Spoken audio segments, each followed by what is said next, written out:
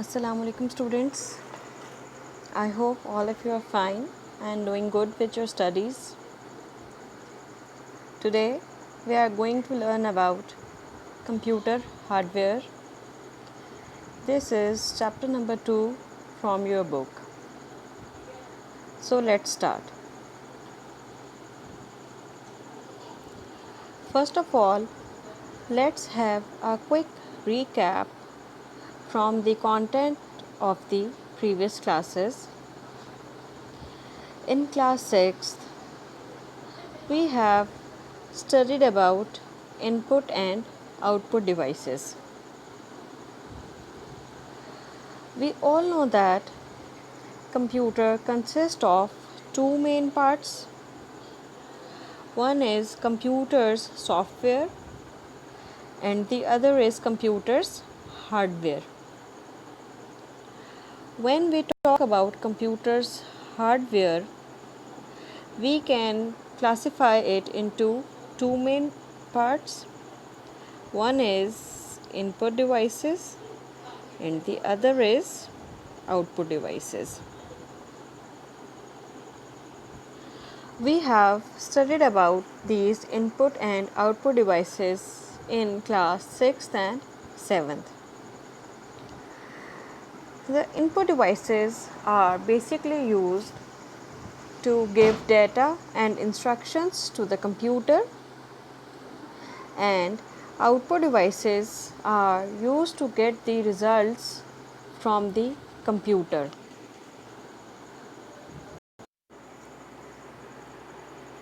So it means that when we give data and instructions to the computer, it is processed and then the processed data and information is given to the output devices. So it means that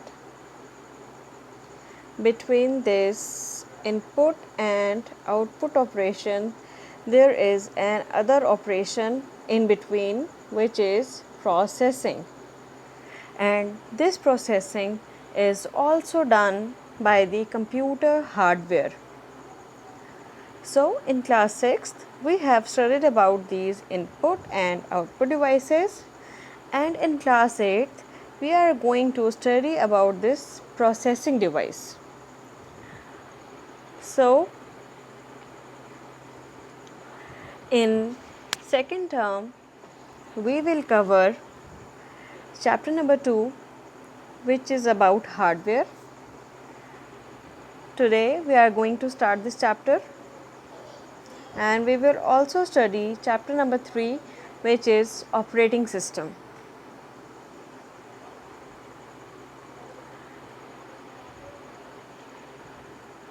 Now if you can see that what will we study in chapter number 2. In chapter number 2, we will study central processing unit or CPU as processing device, and we will also cover some storage devices or computer memory. So let's start this chapter.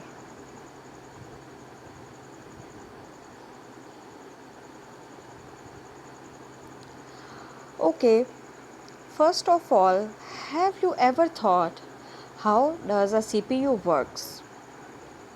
Here we need to understand a concept of system unit and CPU. Normally we call the CPU it as the rectangular box which is placed besides your monitor. We call it as CPU, which is wrong terminology for this rectangular box. This rectangular box is basically the system unit. A CPU is the small square chip, and this CPU chip is placed on the motherboard, which is present inside the system unit. All the processing which is performed inside the system unit is done by the central processing unit or this small chip. It is a small chip which is square in shape and its normal size is 1 inch. It works in 4 basic steps. Whenever some instruction is given to the computer, that instruction is processed in these 4 steps, and these are fetching, decoding, executing, storing, and this cycle remains go on. It is also known as CPU execution cycle. It means a single instruction is processed by CPU in these 4 steps. Now, let's go through the definitions of these steps one by one. Here, you can see the detailed diagram of CPU execution cycle. The first step of CPU execution cycle is the fetching. Fetching is the process of obtaining program instructions or data from the memory. It means that the instruction which is to be executed is required to be fetched from the memory, or maybe we require some data to execute an instruction, so that data or the instruction itself is fetched from the memory. Fetch means to get or to obtain. Then after fetching the instruction or the data, we perform decoding. Decoding basically refers to the process of translating the instruction into signals that CPU can execute. We all know that computer understands only binary language. The instruction or data that is fetched from the memory is decoded, which means that it is translated into the form that CPU can understand and executes the instruction. After decoding, the instruction is processed.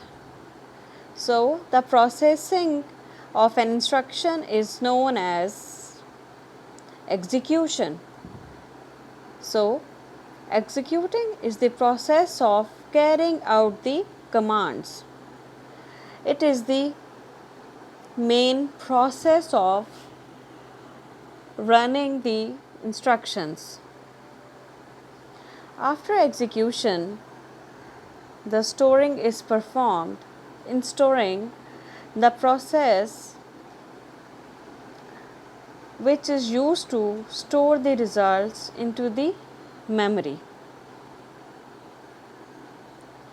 When the instruction has completed its execution, the results are to be stored, and these results are stored during the storing process of CPU execution cycle, and after this again fetching process is conducted.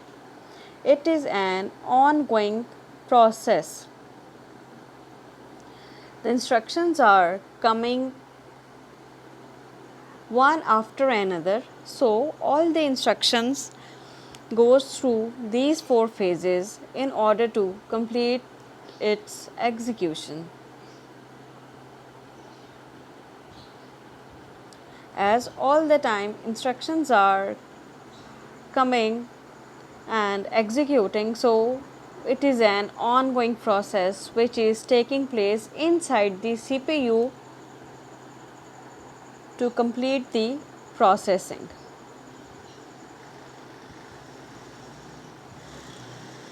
That CPU chip has basically three parts. One is control unit. We can write it as CU. Second one is arithmetic logic unit. In short, we write it as ALU. And the number third, processor's memory unit. The memory which is held by the CPU is called the registers. So, a CPU is divided into its three parts. Number 1, CU, number 2, ALU, and number 3, MU. Let's discuss them.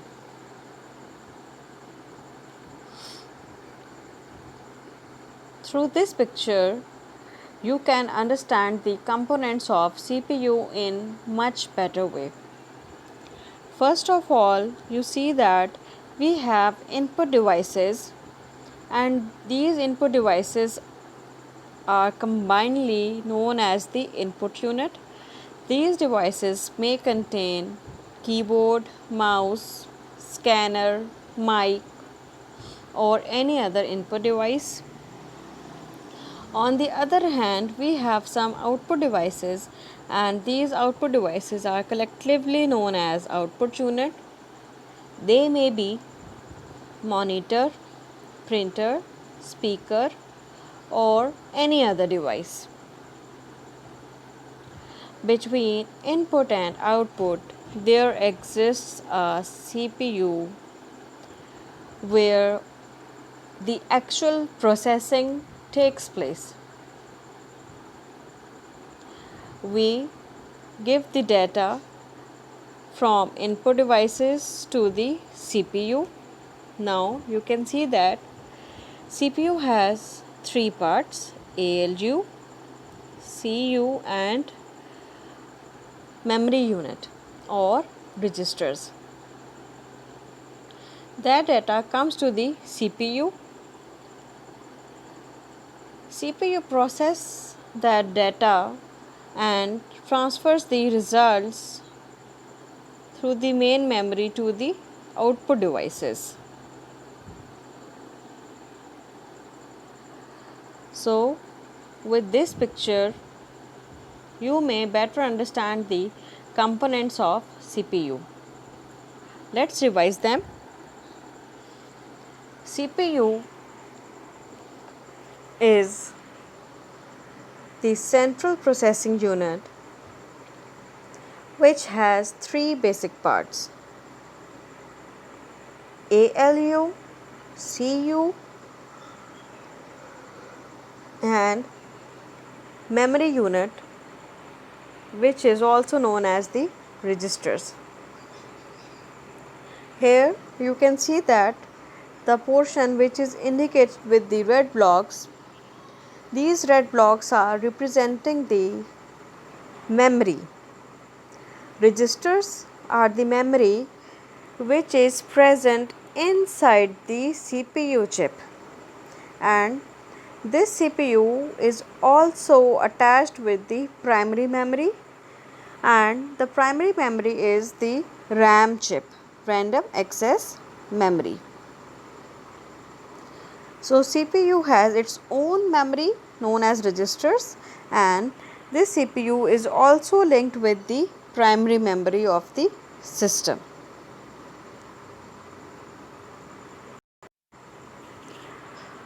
Okay students, now we are going to discuss the components of CPU in more detail.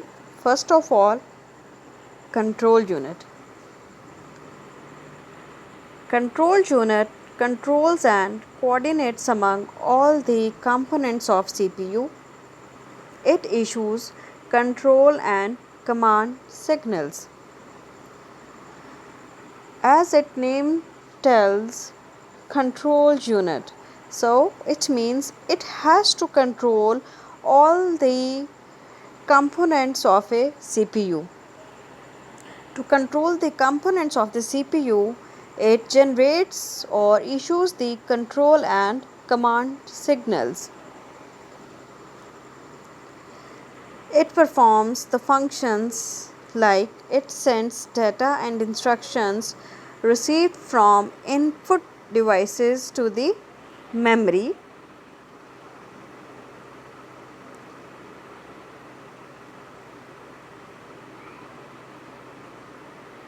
Yes, as you have seen that the data and instructions are received from input output unit to the memory.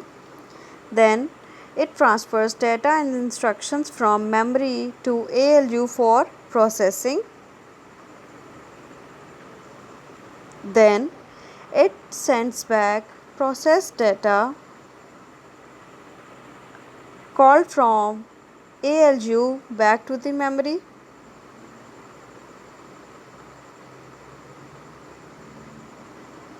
The data is coming and that data is going back to the memory, and in the end it transfers the processed data towards the output devices.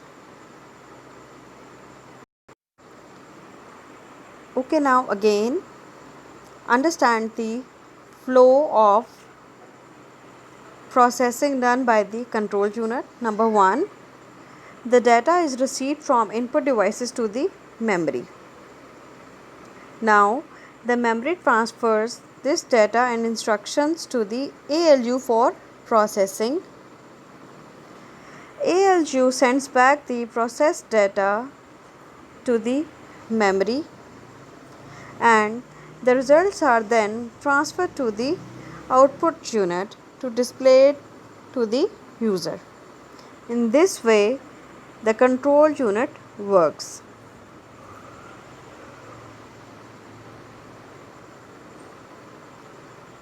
The second part of CPU is ALU. ALU stands for Arithmetic Logic Unit. It performs all the arithmetic and logical operations. The arithmetic operations include addition, subtraction, multiplication, and division.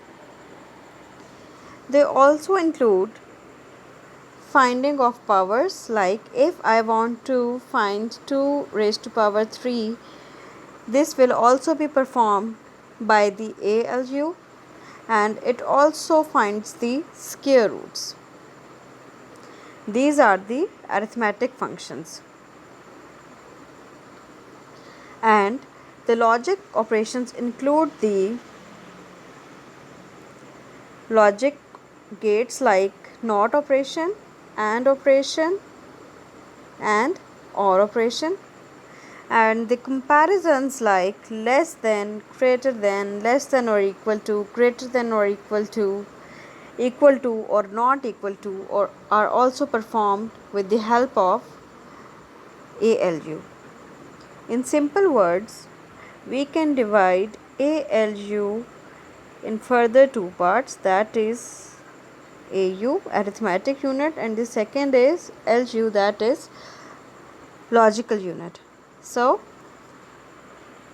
arithmetic operations that are performed by ALU are addition, subtraction, multiplication, division, finding powers, and square root. And the logical operation contains logical gates like NOT operation, AND operation, and OR operation. They also include the logical comparisons like less than, greater than, less than or equal to, greater than or equal to, or not equal to. Okay, in this slide, we will understand how ALU works. First of all, data comes from the input unit to the main memory. Then main memory sends that data to the CPU. In CPU, it sends the data to the ALU. For example, if I have entered a number 30, so 30 will go to the ALU and 30 will be stored in a register named as AC, accumulator register. Then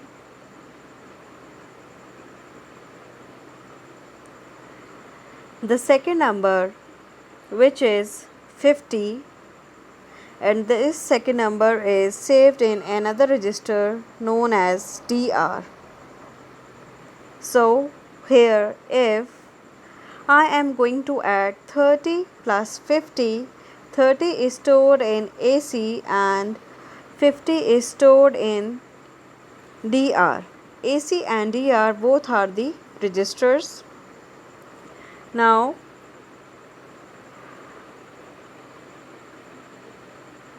this 30 and 50 is sent to the ALU.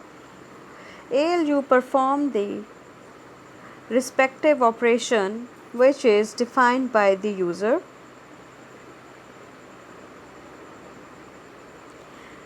The operation is performed either addition, subtraction, division, multiplication or comparisons. Then ALU will send the result to the register AC, that the result of 30 plus 50 is 80. Now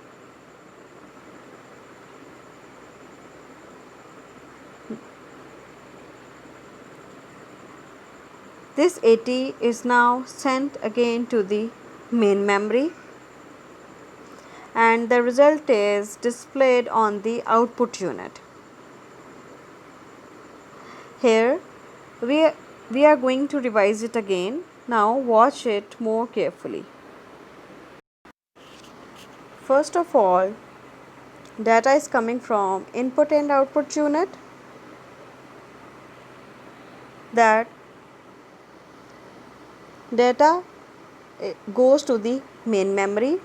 Then from main memory, the first number, that is 30, is sent to the CPU, and in CPU that 30 will be stored in the register named as AC. Now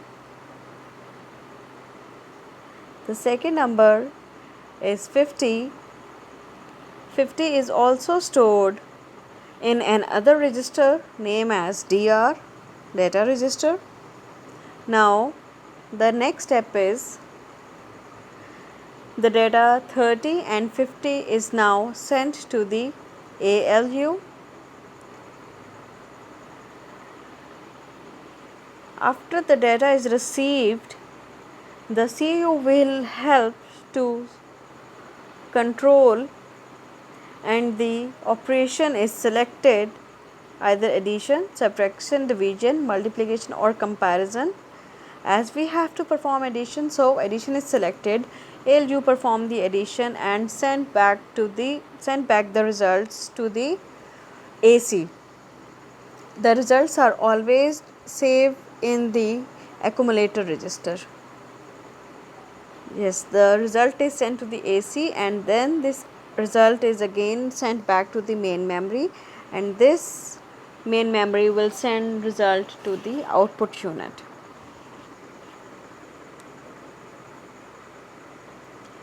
So with this we have completed our today's lecture. I hope you have betterly understand the concept of CPU and its parts. So here is the task that you have to do. First of all, you have to read the content from your book and underline the important points. Then attempt the following questions. What are the main components CPU? Give one line definition of each. For this, you can take help from today's lecture. Question number 3. Write down the main functions of control unit. For this, you can take hint from your book, page number 16, and you can also find help from today's lecture. Question number 4 is to draw and label the diagram of CPU execution cycle. You can draw this diagram from your textbook page number 14 or from today's lecture. I hope you have understand it well. Please submit the task in your class group. After submission of the task within 24 hours, you will be marked as present. Otherwise, you will be marked as absent.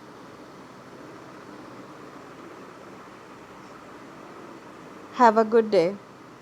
Thank you.